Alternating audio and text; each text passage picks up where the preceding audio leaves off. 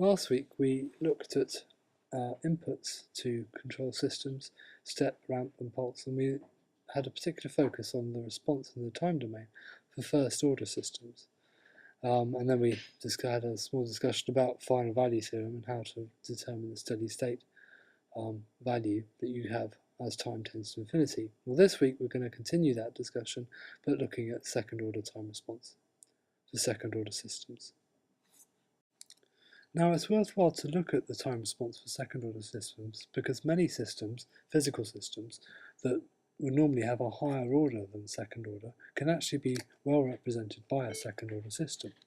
And because of this focus on second order systems, the tools and methods that we will use to analyse the response are very well developed.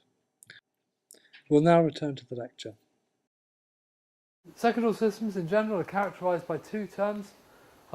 This term zeta is the damping ratio, and then we've got omega n, which is known as the natural frequency. And all second order systems will consist of these two variables, and often the behaviour of the system will be defined by the values for these two variables. And so, second order system, this is the standard form for a second order system when we are looking at developing transfer functions where you have a 1 term in the denominator. The other alternative form is if you multiply this equation by omega n squared over omega n squared, so you multiply it by 1. Obviously it disappears from here, you get an omega n up in here, this turns into omega n squared, and this turns into omega n squared, which is this form here. And this is the standard form that we're going to use from now on, okay, in terms of second order systems. And notice that we've got an omega n squared in the numerator as well as in the denominator, okay? And you can see that these two terms, there's zeta and there's omega n, okay? And so the whole system is going to behave depending on these two terms. And what we're going to look at today is the time response for a second order system and the various characteristics or the properties that time response possesses. And your tutorial sheet that's already on Blackboard will give you you've got a whole bunch of transfer functions, and from that you need to determine all the various different characteristics of that time response from the equations. Okay. But I'll start off by giving you some graphical representation of what those various parameters mean, and then we're going to go through an example of a mass spring damper, which is a generic second order system, and we're going to find the different values for the various characteristics of that response. So there's our second order system. So that was the equation I just had on the previous slide. And what I'm going to do is I'm just going to give you the standard form for the time response, okay, which is in response to a step response, and this is with a gain of 1. Okay, I'm not going to go through the maths to go from that to this, but this is the response, unit step response in unity gain. Okay, and what this will be on your equation sheet, so you don't need to worry too much about remembering it. But what we've got is, with a unit step response, obviously you have a step that goes up to 1 and then levels off. And so we've got 1 as the thing, and then minus, and then this is some exponential terms, and this you can see quite obviously is some form of sinusoid with various different parameters. Okay, we've got a sine and a cosine in there, and various different constants. And as you can see, this is an exponential to a minus sign, so it's going to be decaying. And so you can see that what will happen is that as time increases, there's a t here, and a t here. Well, those are just to do with the sinusoid, but as time increases, obviously this will go to e to the minus infinity, and e to the minus infinity is 0. And so as time increases, this exponential will slowly decay, and so that sinusoid will slowly decay, and you'll end up with just your final value, which is 1. Okay? And so that's the form of it. Basically, you've got a sinusoid and a decaying exponential term. And omega d, notice that we've come across omega n before. Okay, that's the natural frequency. This is known as the damped natural frequency, because if you've got damping in the system, then you have an omega d value, and omega d is basically the natural frequency times 1 minus the damping coefficient. Sorry, damping ratio squared. Okay, and if the damping ratio is 0, obviously this is going to be omega n times by 1, and so your omega n is just the natural frequency. Whereas if you've got damping, you've got a damped natural frequency, which is generally less than your natural frequency. But we'll talk a little bit more about damping ratio in a second. And so if you took, put some generic values into that, and the response could look something like this. Okay, so here's our 0 point, and we come along, our demand goes up to 1 and then along, straight along. Okay, and what the response will do is it will start to oscillate. Okay, we overshoot our demand, we start oscillating, but as you can see, the oscillation decays, and these envelopes are the exponential times. Okay, and so if I point out the various things, so this is time response for an underdamped system. We'll talk about what we mean by underdamped in a second. So this line, obviously the solid line, is going to be our response, as I showed you on the previous slide. So we've got our 1 minus the exponential, the decaying exponential, so that's these envelopes. And then this is the sinusoid signal that you see here, the oscillation, okay, with a frequency of the damped natural frequency. And so, like I said, the envelopes, that's 1 plus e to the minus zeta omega nt, and obviously the one below it is going to be 1 minus e to the minus zeta omega nt. Okay, and so that envelope will, the response will be within that envelope of those two things. Okay. Now I talked a little bit about what this damped natural frequency is. Well, that's the frequency of oscillation.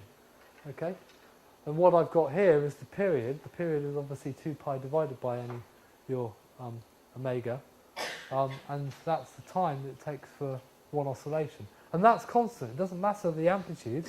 Okay, the period there is the same as the period over here. Okay, it doesn't change as the oscillation dies away. Okay, it doesn't make any difference.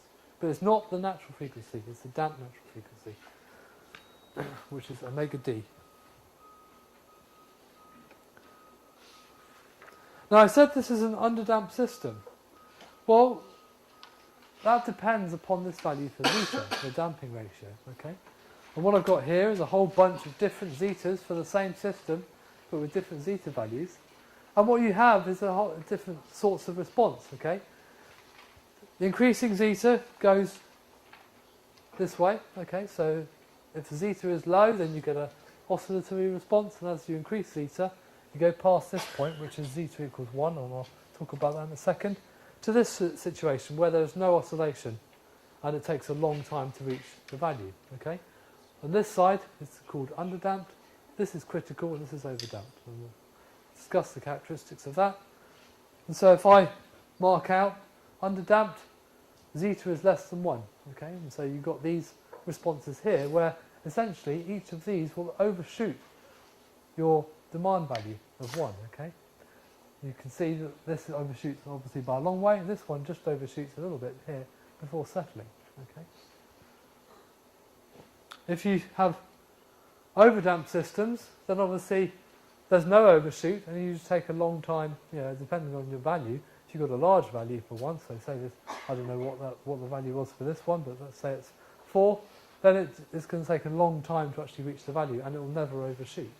Okay, and between the two, there's a critical value for zeta, and that's when zeta equals 1, which gives you the fastest response to your final value, but with no overshoot. Okay, often systems will be underdamped, okay, in the way they respond, because obviously the big advantage of an underdamped system is that you get even faster response than critical. Okay, and so if you can put up with a 10% overshoot or something, then it's actually better to, instead of being critically damped, to actually have a bit of underdamping, because you get to the final point quicker. And if you can tolerate a little bit of overshoot, then all the better. Okay, and often systems, there'll be a bit of overshoot built in. And so we've got underdamped systems where zeta is less than 1. Okay, and this is what we're going to focus on more today. We'll talk a little bit about what happens here, but not too much. But underdamped systems, because this is what represents real life, in a sense. Most systems are underdamped. And you get some element of oscillation in the response. You get it will be oscillate a little bit. Okay, and if zeta is 0, there's no damping in the system. Okay, then your system will, you fire it up, the system will continue to oscillate forever. Okay, it won't die down. That exponential term will just be equal to 1. Okay, because it will be e to the power of 0, and e to the power of 0 is 1. And so that sinusoid term in the response won't die away. And so you just get some sustained oscillation of a particular frequency. If zeta equals 1, you get what's known as critical damping, and that's the fastest response with no overshoot, which is the red line on the graph. And that represents the boundary between underdamped and overdamped. And then if you've got a situation where zeta is greater than 1, then you have an overdamped system, and the system simply can't overshoot. But obviously the downside of that is it takes a long time to reach your destination. Okay? And the greater the zeta value, the longer it will take to get there. So here's a time response, okay, that's just some random one that I've dreamt up.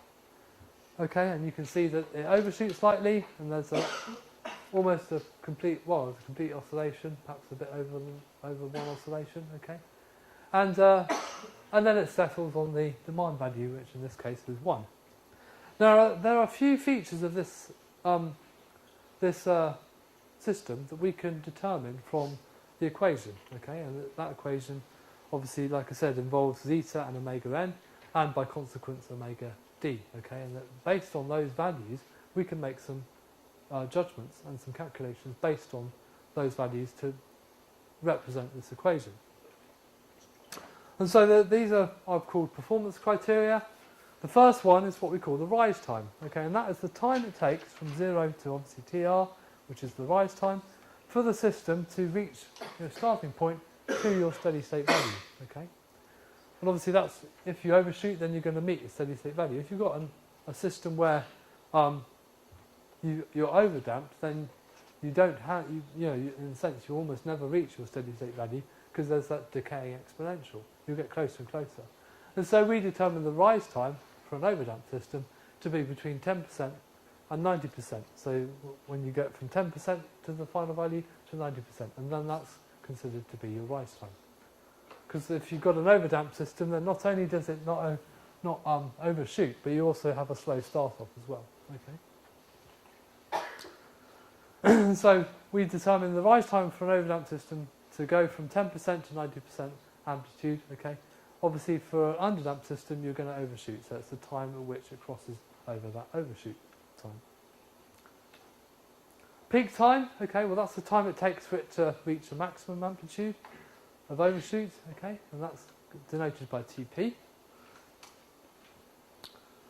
And the peak overshoot. Okay. Well, that's going to be into this. This is in terms of time, obviously. This is in terms of amplitude, and that's the amount above your steady state value, which is obviously our final value here, okay, that the overshoot reaches. And so that's y, because y is a function of time, and we put Tp in there, and you're going to get a value that's the overshoot value. Okay. Settling time, okay, well we define settling time as the time for the response to settle within some band around your final value, okay?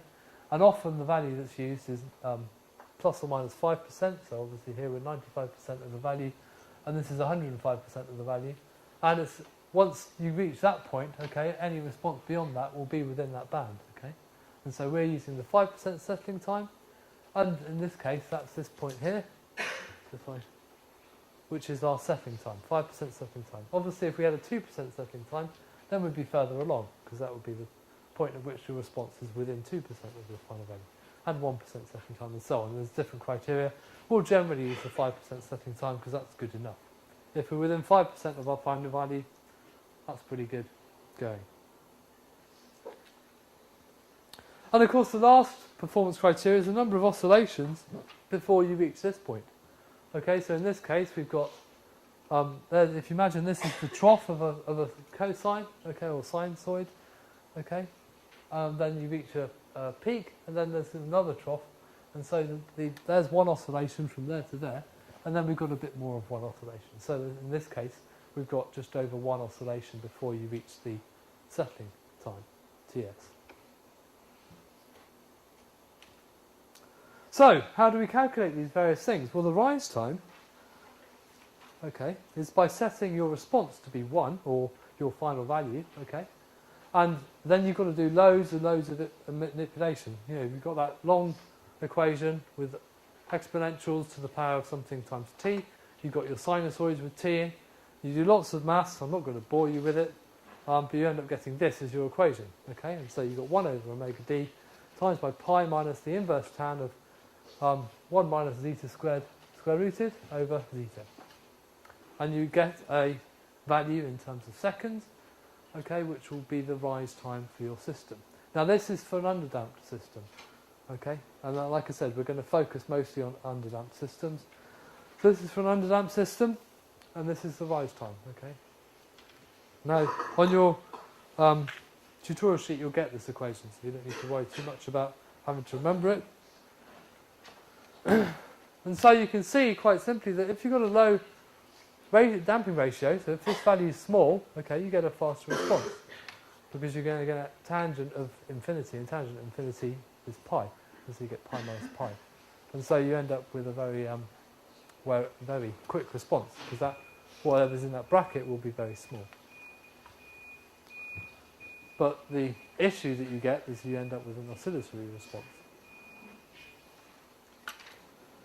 And so compromising the value for zeta is often necessary, and a good start is somewhere between 0.4 and 0.8. 0.6 is obviously quite a good start as well.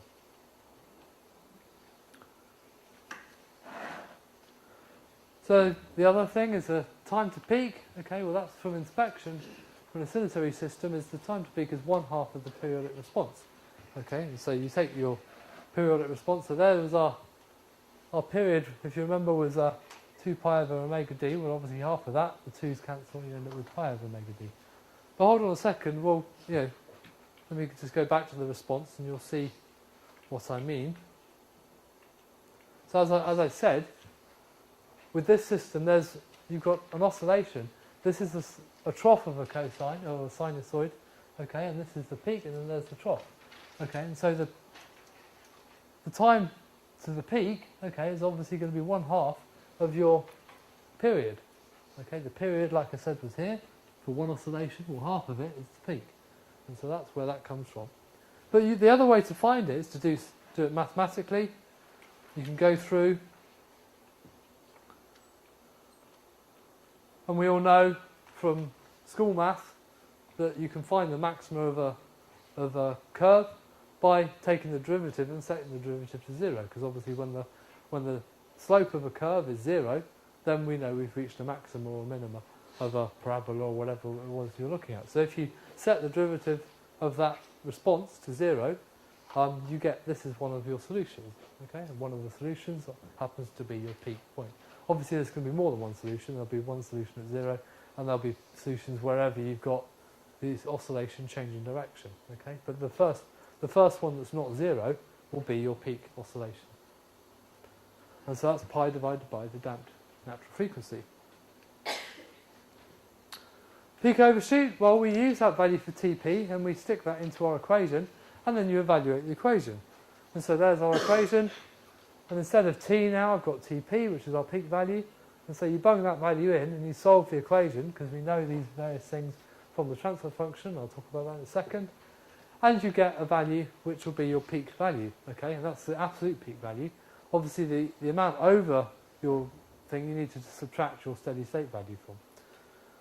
And so the percentage maximum peak value, well, you take your peak value, you subtract the steady state, and then you divide it by the steady state value, and you end up getting some value in percentage. So you multiply by 100 to get percentage. Okay, and so say I've got 16% overshoot or 18% overshoot.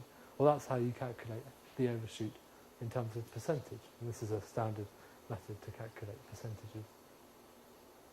Obviously, this can also be seen as YTP over YSS minus 1. Okay, but obviously that's the same thing. If you put YSS here and the YSS here and separated the fractions, obviously YSS over YSS is 1. And so that's the other way you may see it. This is the way I've written it because it matches my description over there.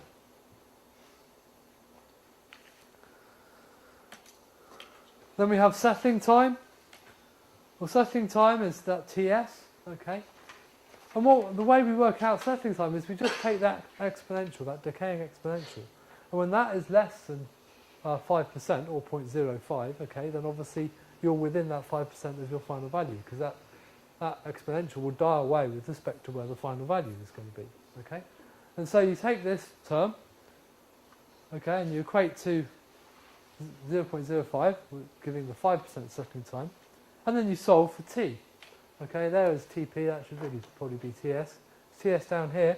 So you set that equal to 5%, okay, and then obviously you take the natural log of this side and the natural log of this side. Well, the natural log of this side will just give you this term, the minus zeta omega n TS, and you take the natural log of 0.05 and you get minus 3. Well, obviously the minus signs can drop from there, and so the 5%, if you take TS on its own, you divide both sides by zeta omega n, you get the settling time is 3 divided by zeta omega n, and that gives you this 5% settling time for your system. And obviously, if you wanted to calculate the 2% settling time, you'd start off here, but it would be 0.02, and you'd go through the motions and you get a value for some value divided by zeta omega n, and 1% settling time and so on. Okay, that's the way to calculate settling time. And that, like I said, because that exponential term represents the envelope, okay, that the oscillations will die down in. And then lastly, the number of oscillations before settling time. Well, you just take the settling time and you divide it by the periodic time, and that will give you, because this periodic time is going to represent the frequency of the oscillation. So the settling time divided by the periodic time will give you the number of oscillations, and that could be some fraction of some number, decimal, whatever. So perhaps the best way to look at this is to look at an example. Okay, and so I've got a classical mass spring damper system where you've got a spring of constant K, you've got your damper of constant C, okay, we've got a mass of M that's moving in the x direction, x is positive to the right hand side, and there's a force being applied F of t, okay, and that force represents our input, be that a step or ramp or sinusoid or whatever, okay.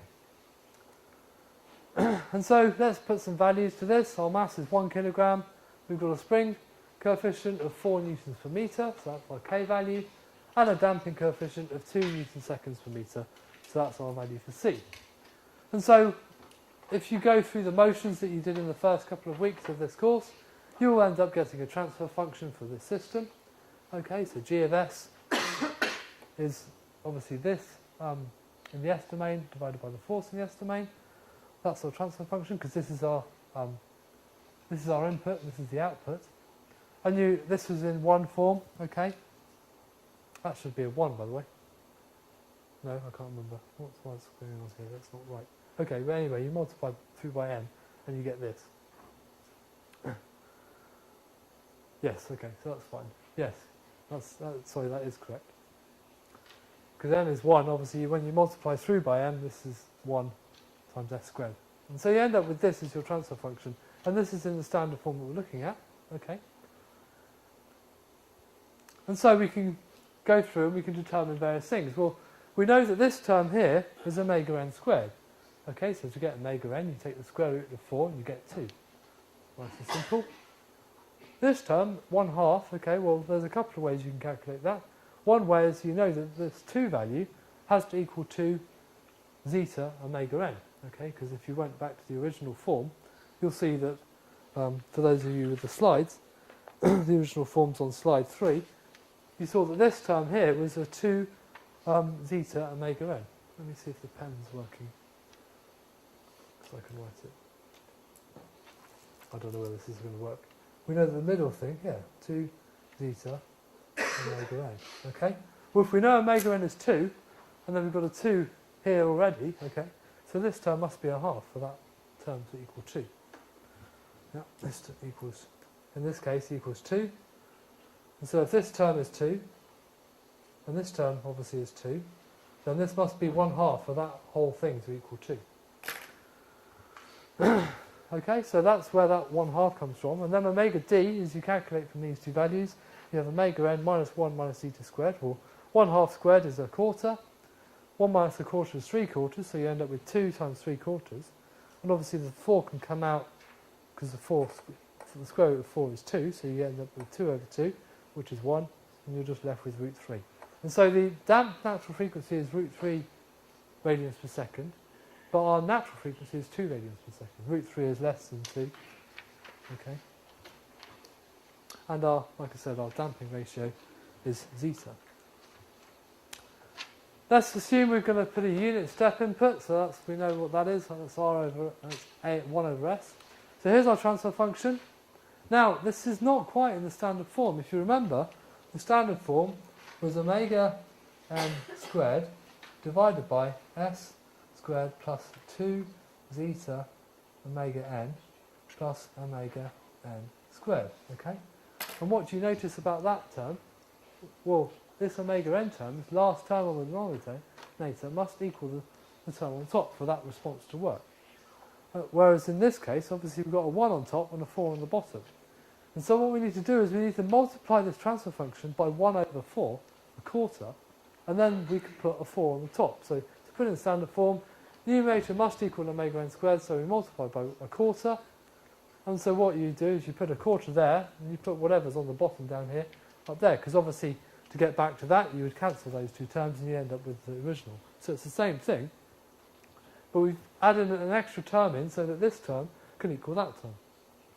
That's just a standard method. And so this bit is your standard response. And your standard response in this case is just going to be multiplied by a quarter. And so our standard response, we've got our various terms. Okay, they're there. I'm going to get rid of that picture because you now can't see it.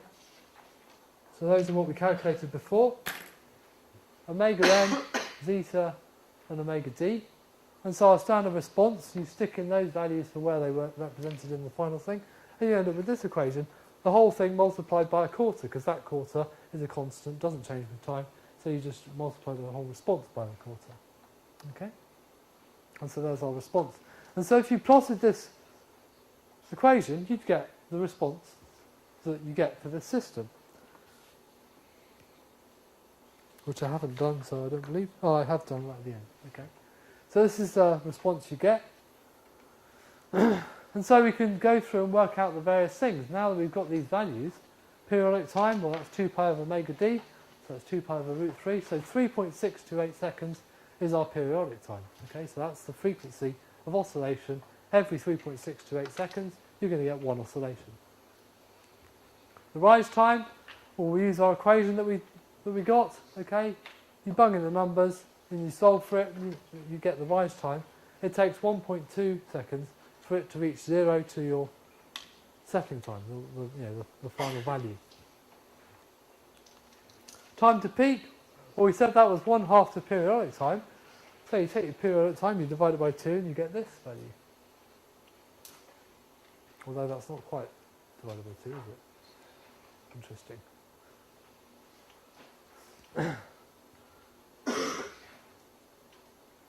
Okay, I think this must be a 1. Okay, so you get your periodic time. Peak overshoot. Okay, well you apply that peak time to your equation, and so you bung this 1.804 in. Like I said, there might be a 1 in there, and you end up getting 0.291 as your periodic. It's a time to get to the peak. Okay. Sorry, no. The amplitude above the amplitude of the peak value, not the time to get to it. The time to get to it is TP. You put that in here, and you get the amplitude of your peak value. Okay. And the percentage increase is you take this value, you subtract your steady state value, which in this case is 0.25 because that's represented by the quarter. You divide it by the quarter, and you get a percentage increase, in this case of 16%. And so we know the overshoot is 16%. And the 5% settling time, again, you just use the equation that we developed, and you get 3 seconds. Obviously, 0.5 times 2 is 1, 3 divided by 1 is 3. And so 3 seconds is settling time. And so if you looked, and the number of oscillations, in this case, we've got 0.827, because you take the settling time over the periodic time, and we're within one period we are settled. Okay, so if we took the response, so here's the response. Okay, and so we've got the various things. There's our rise time of 1.209. Then we've got the peak time, which is matching this point here, which is 1.804. Our settling time, we know, is 3 seconds. Okay, and so from this point, we know that we're within 5%, because from that point onwards, okay, it doesn't go beyond 5%.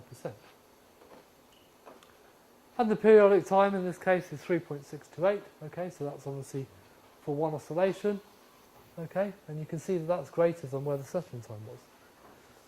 And so our peak overshoot, which is obviously this, in the amplitude sense, is 0.291. Okay, so we're up here, and that matches this value for the peak time. Okay, and that's our 16% overshoot. So there's the response for the system, and from the mathematics behind it, we can calculate all these different values. Okay, just by knowing those two terms, the zeta and the omega n term, and consequently the omega d term. So, as a summary, we looked at the step response of second order systems, okay, and we have the equation for that.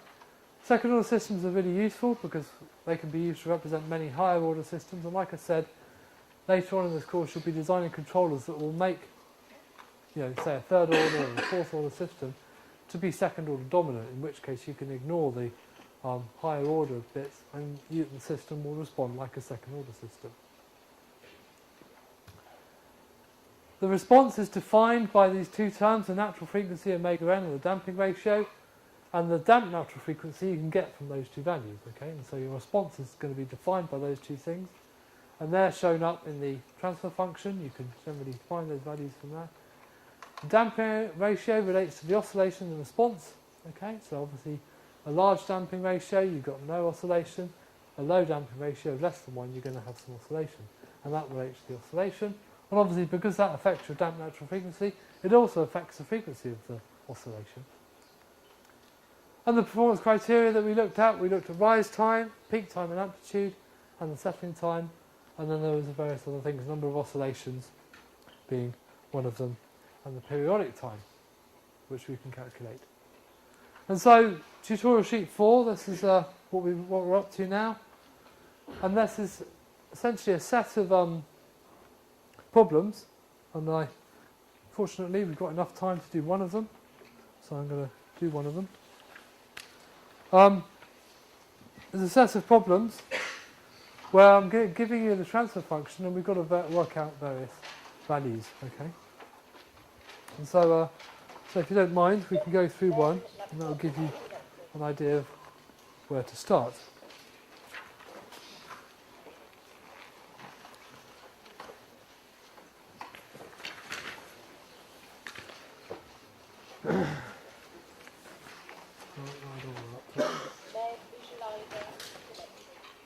Okay, so I'm zooming a bit.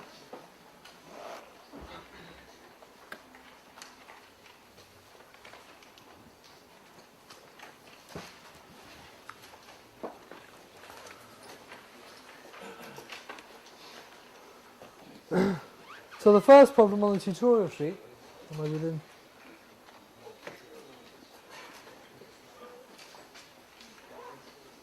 I've given you the same one that we used in the lecture, s squared plus 2s plus 4. Okay? But this time we've got a step input of 3. And so we know that r of s is 3 upon s, as we discovered last week. Okay? So there's the problem. And from this we need to find the equation for the time response, the natural frequency, damping ratio, and that damped natural frequency, final value, so we're using the final value theorem again this week, periodic time, the rise time, peak time magnitude, 5% settling time, and the number of oscillations before settling. And on the back of the formula sheet, on the back of the tutorial sheet, there's a whole bunch of formulae, okay? And so there's our time response, there's the transfer function, there's the time response, there's the equation for omega d, okay, and then these are the equations from the lecture that we discussed to get the various things. And then right at the bottom, I've covered what happens if zeta is greater than 1, which we haven't talked about in the lecture, but there is one question on the tutorial sheet where zeta is greater than 1. Obviously, if zeta is greater than 1, then things like the rise time is slightly different, okay? But obviously your periodic time, there is no periodic time, whatever that is, okay? Peak time, well, it doesn't reach a peak. Your peak is the final value. Okay, settling time, well, that's within 5% of the final value, so you can work that out. And obviously that doesn't matter as well, because there's no oscillations, a whole bunch of this stuff doesn't matter. Okay, so we've got our question. Zoom out just a touch.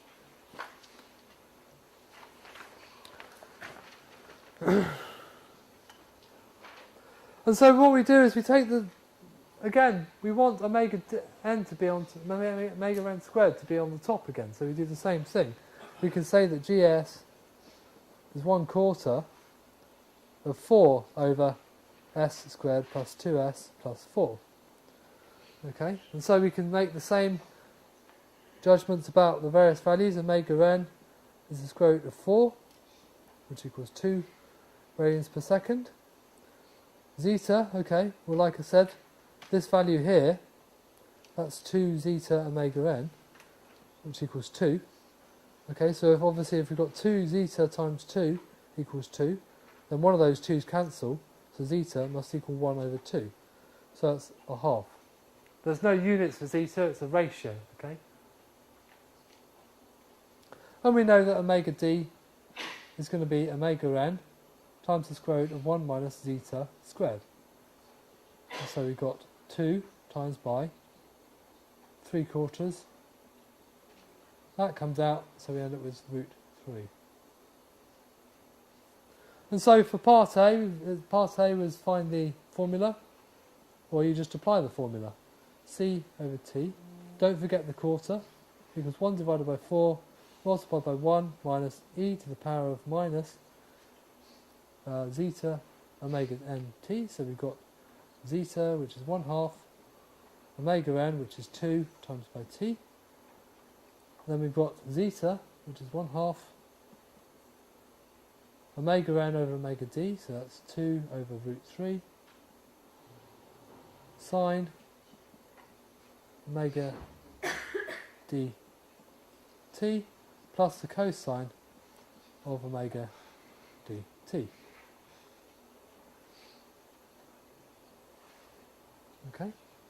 Obviously the 2's here can cancel, and I'll put the 1/4 through, okay. E to the minus t, because they cancel with that, okay.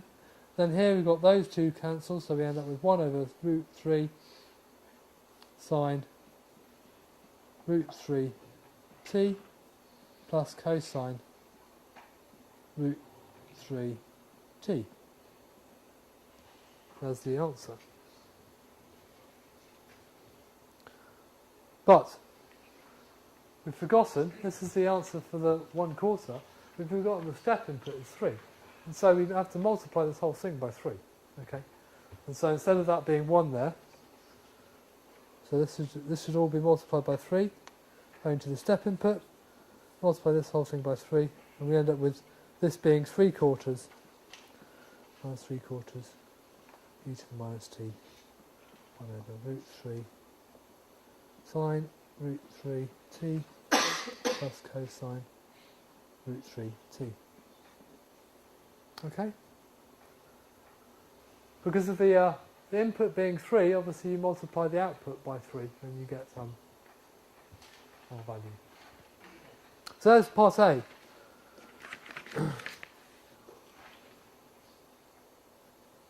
Part B. Well, we've got those values here. Okay, so there's part B.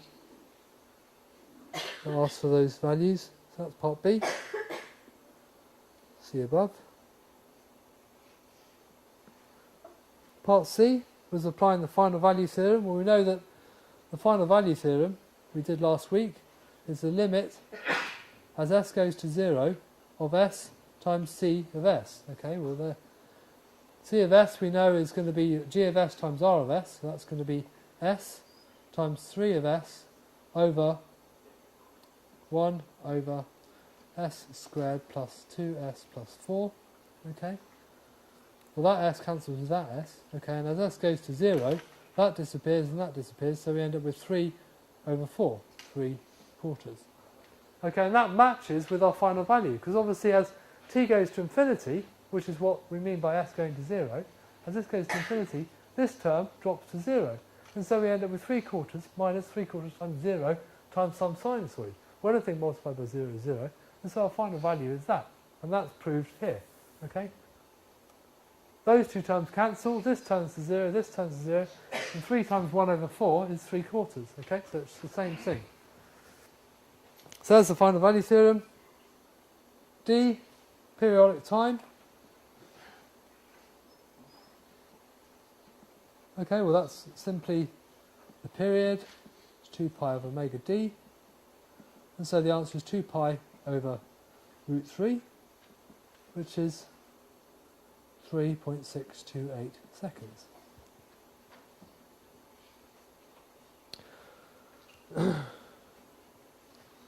E, rise time, TR, we apply our funky equation that we've got, 1 over omega d, pi minus inverse tan of 1 minus zeta squared over zeta. You plug it in, 1 over root 3, pi minus tan minus 1 of root 3 quarters over 1/2, and we get 1.209 seconds. So that's the rise time.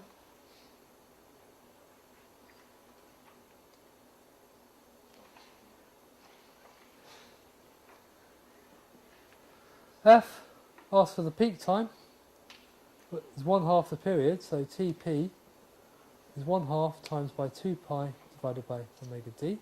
That's 2 pi, there's that, okay, 1/2 of that is obviously going to be pi over root 3, which comes out to be 1.814 seconds. That's right now. And the peak amplitude, okay, well we plug that time into our equation. And so CTP is 3 over 4 minus 3 over 4 e to the minus 1.814, 1 over root 3 sine root 3 times by 1.814 plus cosine root 3 as 1.814. And that, if you do the sums, comes out to be 0.872, being the final value.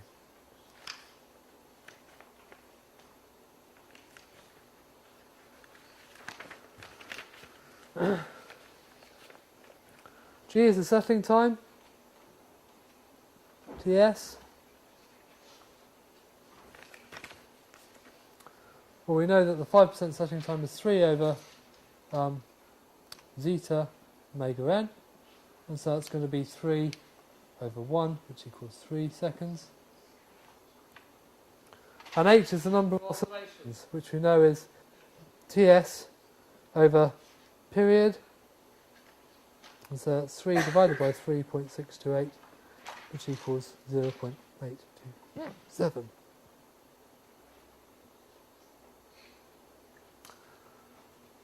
And so we started out with the equation, which is just simply a matter of plugging in those values for omega n, omega d, and zeta, okay, which is there.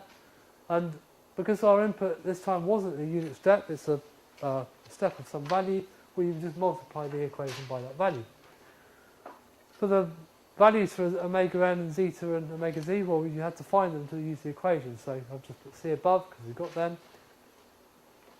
For the final value theorem, we know that C of infinity in the time domain is the limit as s goes to 0 in the s domain of s times your final equation in the s domain. And so you plug in your transfer function and your inputs multiplied by s, and you end up getting 3/4 as the final value. You could also find the final value obviously from our time domain equation. Periodic time, okay, well that's 2 pi over the damped natural frequency, and so we end up with 3.628 seconds. Rise time, well this is the equation that we got in the lecture, and you plug in the values for omega d and zeta, okay, and you get your final value of 1.209. Peak time is 1/2 of our periodic time, well the periodic time is 3.628 seconds, so this must be 1.814 seconds, okay? It's half of 3.628. And to get the amplitude at the peak time, you plug it into our equation up there, okay? So instead of t, we've got 1.814. You plug it in, you get a value of 0.872. So that's the peak amplitude, okay? And obviously that's, the final value we know is 0.75, 3/4, and that goes above the final value by some, okay, value. And then the settling time, well, it's 3 over zeta omega n. Again, it's just applying the equation. Zeta is 1/2, omega n is 2. Half times 2 is 1, so you get 3 over 1, which is 3. And the number of oscillations, you get Ts over the period, so that's 3 over 3.628. You get 0.827 oscillations.